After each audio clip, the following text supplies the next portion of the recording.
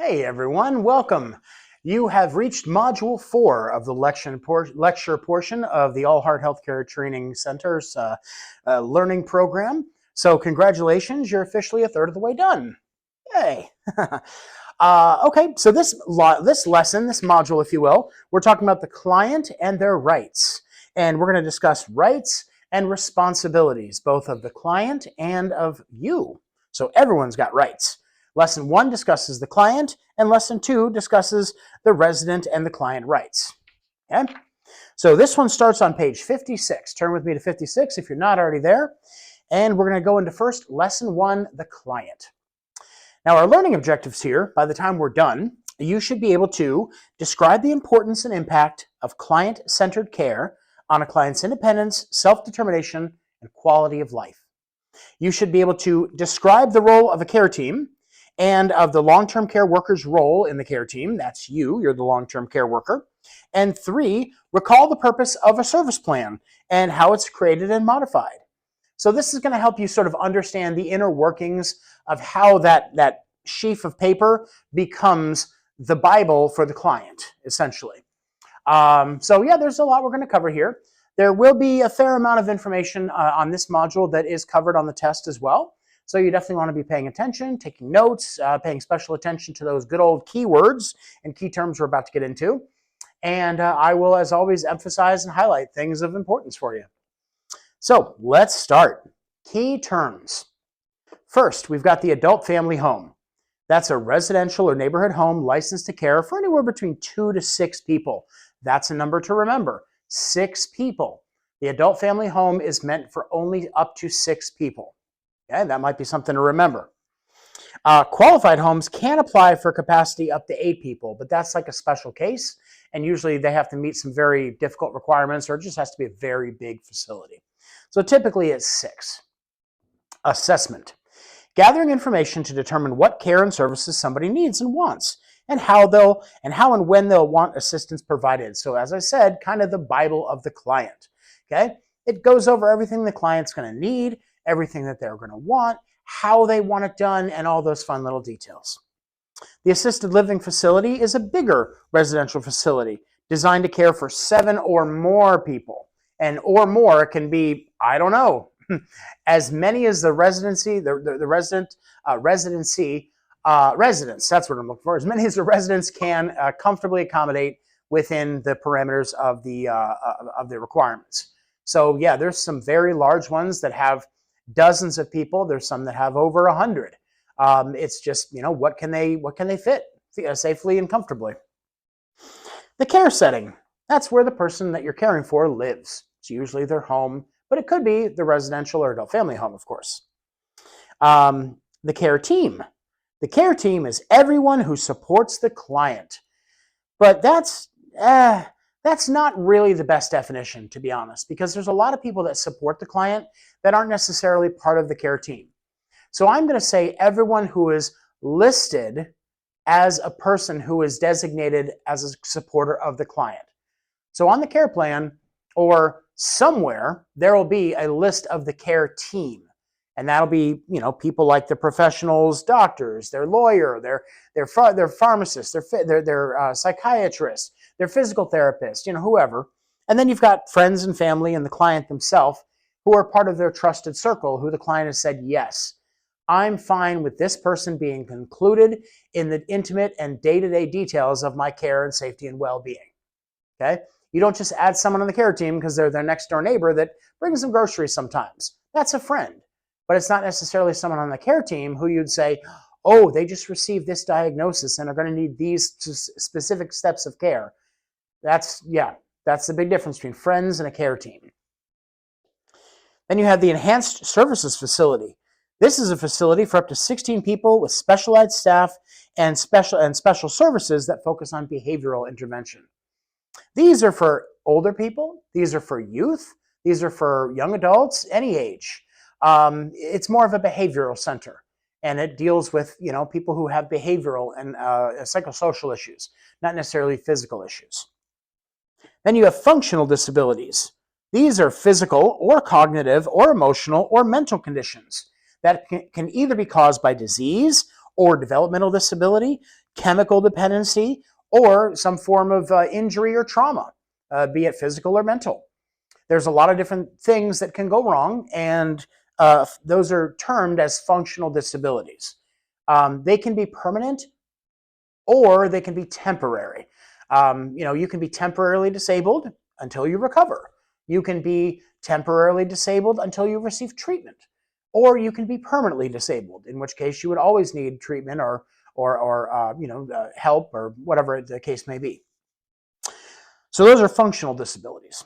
Then you've got self-determination, which is the ability of someone to decide what they want. They can decide what care they want, what treatments they want, what happens to them, what medicines they do and don't take, all those types of things. Self-determination. And then you've got the service plan or the care plan. And that's the guide. That's the Bible, what I was talking about. That's what's made out of the assessment. So the assessment, as we said, that's where you gather the information you need, and then the care plan is where that information goes and where it lives as the sort of ad hoc, this is the guideline, the thing that you use to determine what they need.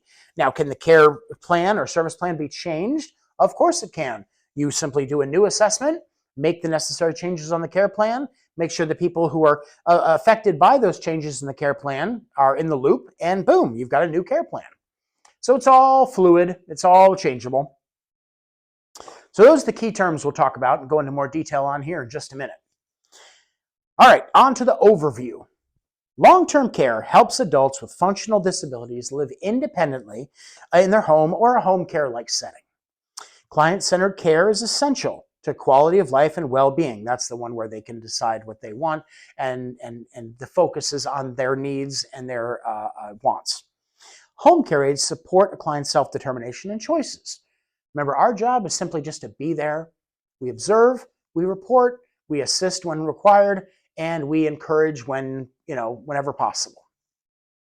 Each client, as we say, every person is different, needs different kinds of amounts of support. The assessment identifies their individual needs, and the client and the rest of the care team sort of build the service plan or the care plan that directs the client's care. Now, of course, the client is part of this process. It's not a closed-door session where we go, okay, let's talk to the client, and then we're going to go over here and figure out what's best for them. The client is part of every step of the way. The only time we would not include the client is if the client said they didn't want to be a part of the process. If they opt out saying, I don't want to be involved in this, you guys just decide what I need, and I'm just going to go along with whatever you say. They're not required to be part of the process.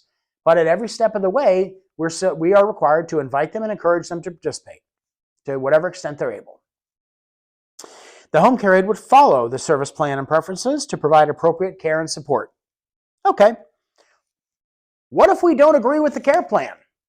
What if we get to the client's house and the client's needs are not reflected in the care plan? It says the client needs light help with bathing and showering. They need no help with meal preparation, and they need no help with toileting. And you get there, and they need extensive help with all of these things.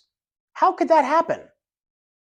Well, the care plan is not something that's updated daily. It's typically updated every several months, either twice a year, once a year, as needed, when reported, things like that. So it's not like it's going to be perfectly up to date and current the minute you walk in the door. This is where you come into play.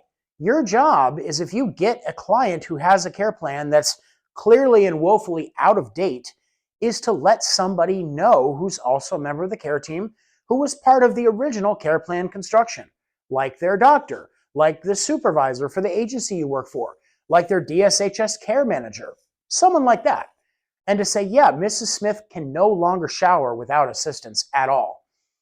She actually hasn't taken a shower in 3 weeks because she needs so much help, but nobody's being sent to her that has the ability to help her, since her care plan says she doesn't need a lot of help.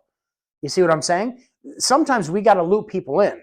You are the eyes and the ears, and you're the voice of what needs to be in that home sometimes, because the client will not always advocate for their own needs. Remember that.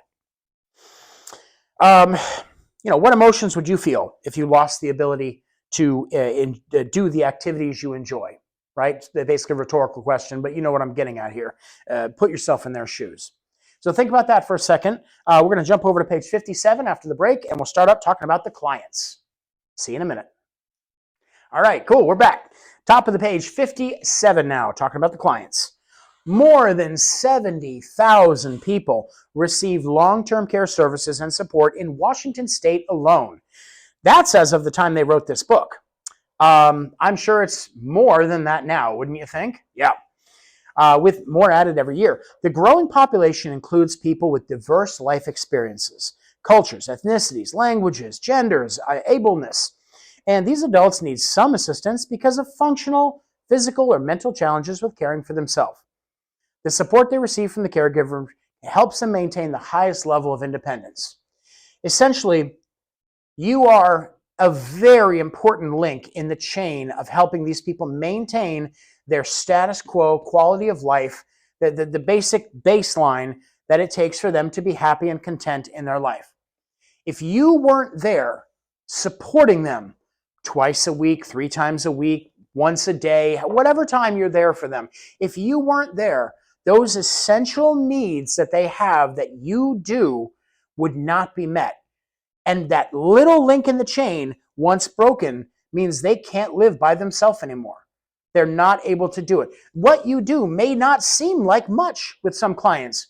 You might show up, do some shopping for them, help them with some laundry, help them do a little tidying up around the house, maybe prepare a few meals for them, help them take like a little shower or a bath or whatever, and then you're gone. And you come back in 3-4 days and you do it again.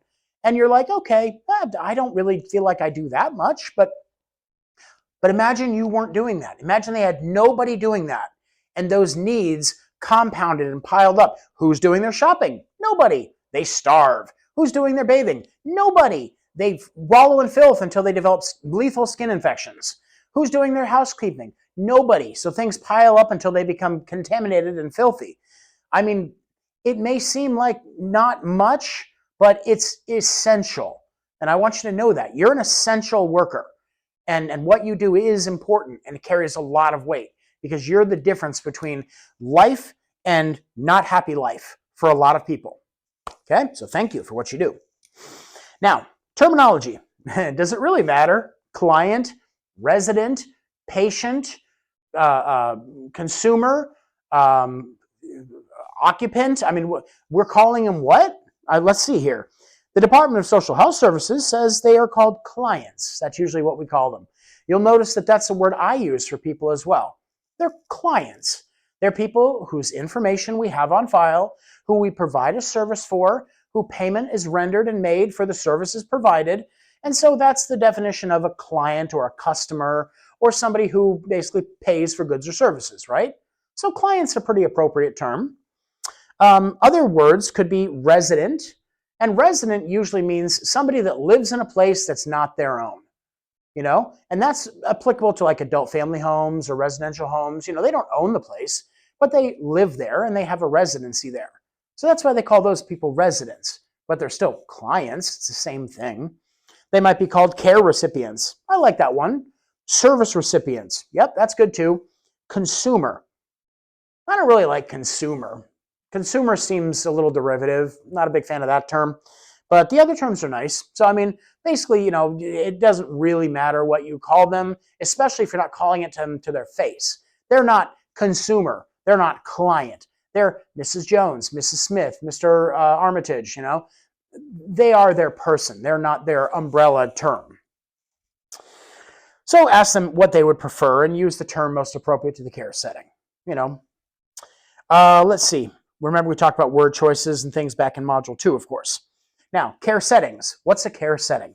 That is what most people prefer to live in, would be their own home, right? That'd be a pretty typical and common care setting, is the home of the person or their community, right? Their neighborhood.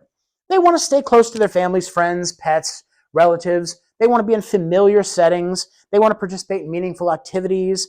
And this type of setting can have a big effect on their overall well-being. I mean, if you're given the choice of being in a room in a building that you don't know with a bunch of people you don't know, or in your own home where at least you are the king of your castle to the extent that you're able to be. Or if you live with me, you're the king and your wife is the queen. Things like that. I mean, of course you want to be in your own home. I mean, most people would. There's always outliers that don't, but most people would. I mean, yeah, but it's an opinion thing. But let's just go with generalities and say the majority of people would like to stay in their home. What else? Maybe they live in an adult family home. Maybe they live in an assisted living facility. Maybe an enhanced services facility. Remember we talked about those, right? What's the adult family home? How many people? What's the number? 6, right? Remember that number. I told you. How about care teams? What's a care team?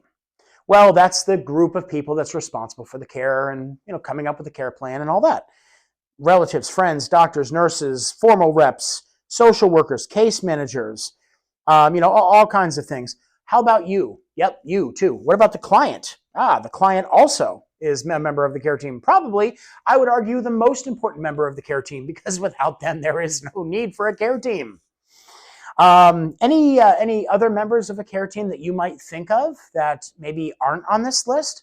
Somebody sort of like in a situation you've been come in contact with that it's like, hey, they didn't mention that. If you think of it, let me know in class. I'd like to hear what you say.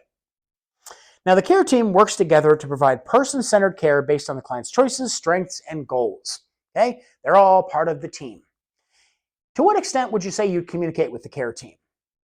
Well, you would explain to them if you were doing something that's different than what's on the care plan. You would report to them if you're concerned about a change in the client's baseline or complaints or claims that a client maybe have made against other members of their society, of their even the care team themselves. The care team is supposed to be a trusted group of people that all has the well-being and best interest of the clients at heart. And so these are people you should be communicating with on a fairly regular basis to make sure everyone's in the loop on how the client's doing overall. All right, bottom of the page now, the care and the client's choice. Wherever the client lives, they have choices about the care and the services they receive. Even clients with cognitive conditions, inability to really comprehend and make decisions, they still may be able to make some choices, and those choices should be encouraged. The goal is to support the person's independence and respect their preferences to whatever extent you're able to do so, right? Yeah. All right, let's flip over to page 58. Ooh, lots of pictures on this one. How about service plans? What the heck is a service plan? Well, I think we know. A service plan or a care plan is when they begin to receive long-term care services, that assessment, remember gathering the data, is going to determine their needs and preferences. And then the care team, including the case manager and everybody else, they'll work together with the client to develop the service plan. The service plan is a detailed explanation of the client's needs and services they'll receive. And in general, it's going to identify with each thing what it is they want and need support with of that task. For example, if it's meal preparation, what do they need done in meal preparation? Who supports them? Whose job will it be to support them in that role? Who's going to prep? Who's going to clean up? Who's going to serve and help feed? Who's going to store the food and keep track of how long it's been in the fridge? Those sort of things. How and when the client wants the task to be done. Again, adding preference in there. The care team is responsible for keeping the client's service plan up to date. And a client's needs can change over time, and they may want or need more or less support. And so, as I said, eyes and ears and voice, that's you. And your job is to be the one who reports those needs to the rest of the care team for adjustment if needed. Now, check out the client's profiles below. Okay, we've got Jeff. He's 33 years old. He's got cerebral palsy. Then we got Daisy. She's 65. Her partner just died, who she's been with for 40 years, and she's got some physical limitations. We've got Zainab, who's 69. She lives in an assisted living facility with progressive dementia. And then we got Bernard, and he's 80. Broke his hip and a wrist, and he's had depression and anxiety. So read over each one of these people's cases from top to bottom. Then I want you to think about what kind of services and support might this person need. And then I want you to put down what sort of person-centered considerations might the caregiver need to be aware of based on this unique person's individual preferences and needs. Go ahead and write that down. Okay, we're going to stop the video here. Go write that down. We'll discuss those answers in class, and then meet me over on page 59 when we get back. All right, we're back. Top of page 59, talking about aging and health. Now, everyone experiences changes as they age. Change is normal. Change is natural. Things change as you get older. It's going to happen. Doesn't necessarily mean it's worse or better. But it's going to change. Your body changes. Your thought process changes. Your viewpoints on things change, don't they?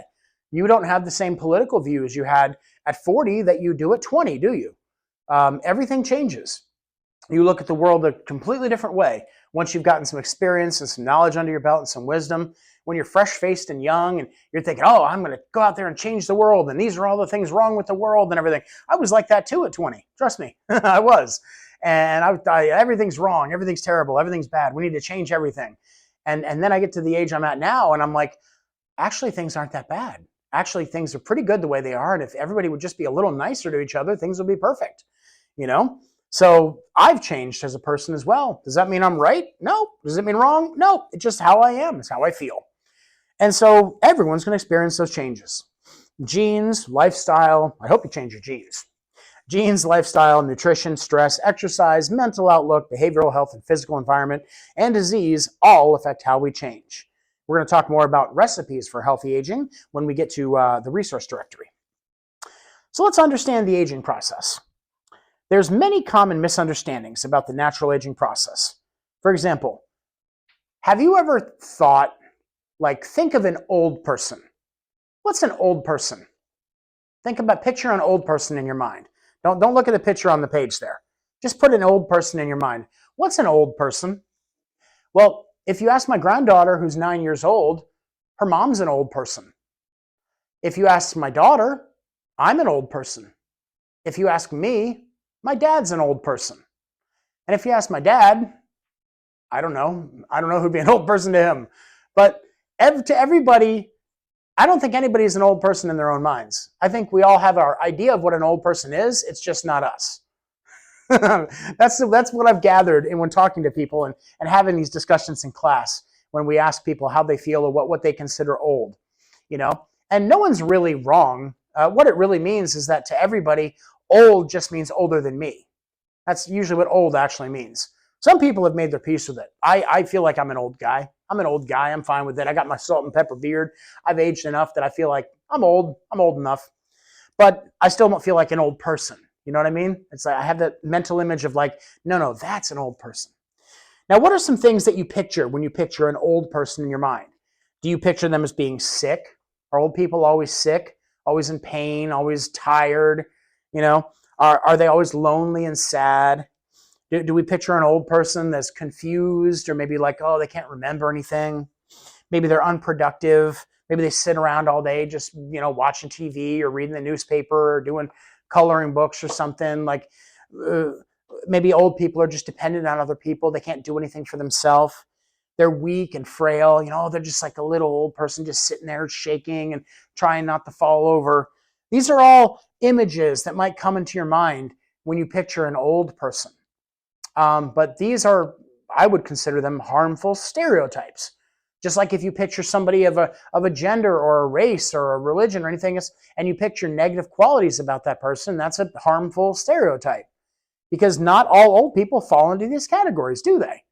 No, I do personally know old people that do not fit any of these categories. Like I said, I feel like I'm an old guy. And I definitely don't fit any of those categories. And I'm not young at all. So not everybody who's old is going to exhibit these characteristics. Doesn't mean they won't, but guess what? 20-year-olds feel lonely and sad too. And 10-year-olds can be unproductive. And 40-year-olds can be weak or frail. So it's not the age. The age has no bearing on it. It's the sum total of the life experiences and the mental mindset of the person that's really going to dictate how they are in life, not their age. It's nothing but a number, right? That's what they say. Now, none of these are true for everyone. Misunderstandings can cause harm if they prevent somebody from getting necessary care or support, or are being left out of something because they're perceived as being weak or frail. Oh, let's not invite grandma to dinner. She's too weak. She's too fragile. She'll get hurt. Yeah, we're leaving people out because we perceive these things of them because of their age. Are there any other assumptions that people make about older adults? Think about people you've worked with or maybe people you know. What are some assumptions people have made about them, or maybe that you've made about them? What are some treatable conditions that people experience as they age? I should say treatable conditions. Write a couple of those down. Have those ready to talk about in class. When you get a minute or so, just jot a few little ideas down to discuss in class. Now watch for situations that need to be checked by a client's healthcare provider and encourage people to get necessary care and medical advice when they need it. Document and report concerns you might have about the client. Now over to the next section, physical changes associated with aging. Now again, are these going to be always? No, but they're common. They're things that are commonly associated with aging. What kind of things? Well, eyesight. The loss of peripheral, that's your side vision. The loss of peripheral vision and decreased ability to judge depth. How far away is that? There it is. Depth. How far away something is, You're throwing something to somebody and you're not sure what level of force you need to use to get that thing to that person, right? They might throw it too soft. They might throw it too hard. Depth perception, okay? Decreased ability or clarity of colors, like blues, pastels. Also, when people get older, they usually need more light to see what they're doing. Like I found for me, when I'm playing my games, I've got a lot of board games I play and things. It's one of my hobbies. I need light in my room when I'm playing games to see what I'm doing. I have a couple of like little desk lamps that I use that are over my games, and I click and I click and I turn them on, and boom, I got plenty of light to see what I'm doing. Or if I'm drawing or coloring or painting or whatever little artsy fartsy thing I'm doing, I like to have a lot of light so I can see what I'm doing. I guess it's different than when I was younger, because when I was younger, I never really felt like I needed a lot of light. But as I get older, I'm needing more light to see what I'm doing. So I can definitely attest to that. How about hearing? What? Can you hear me? Yeah, hearing. Turn up the volume if you can't hear me. Hearing or loss thereof, especially high-pitched sounds, or decreased ability to distinguish the sounds with background noise. That's also a common thing. Now, what is that? Well, there's like a fluid in our ears and our eardrums, and then there's buildup of wax and hardening of soft tissue over time. There's all kinds of things that can cause minor hearing loss or impairment. Smell and taste. Our body's a machine, right? And just like any machine, it has a time limit on how long certain things are going to work for. If you look at a toaster, for example, and you push the little depressed thing down in the toaster and it heats your toast up and then it pops back up, right? How many times can that toaster do that? 100? 1,000? 10,000? Has anybody ever kept track? Do we know? No, I don't know, and I doubt you do either. But it has a limit. Everything that functions has a limit to how long it can function. There's nothing out there that will last infinity time that functions. Cars, trains, boats, electronic appliances, even something as simple as a book. How many times can you open and close a book? I don't know, but it's probably thousands. But eventually, the binding in that book will crack and break. And it's just like a joint, or like your arm, for example. Your arm can bend back and forth millions of times, can it? But there will be a time when your arm just can't bend anymore because you've worn out the joint. Right? So everything's got a limit. It's with the human body, hopefully it's a nice long limit, but it's still a limit. So remember that. Smelling and tasting is just like anything else. Your ability to smell and taste is it's a sense that's mechanically driven, bioelectrically driven by the brain. And over time, it just becomes harder and harder to taste and smell things because those things just wear out like everything else over time. Same thing with touch. The ability to feel pain or touch or extreme temperature. Now, I think better than saying extreme temperature, maybe we say slight differences in temperature. You feel something and you're like, is that cold? Is that hot? I don't know. Like when I touch this podium, it's colder than the rest of the room, but I can't really tell. Like I have to like really press my hand on it. Then I can feel that it's colder, right? But if I just do it with my fingertips, I can't feel the cold. I can't tell that it's colder than anything else. So it's a decreased sensitivity. But baby fingers, a baby can, oh my gosh, their fingers can feel anything. Like anything. You know what I mean? And then so finally with touch, just remember that it's going to be a simple thing, but also it's something that you have to be very mindful of, because you might unintentionally put them in something too hot or too cold that is going to hurt them, but just they won't feel it right away. So, all right, we'll stop right here. And then when we come back, we're going to talk about kidneys and bladder and how that changes over time. Okay? See you then.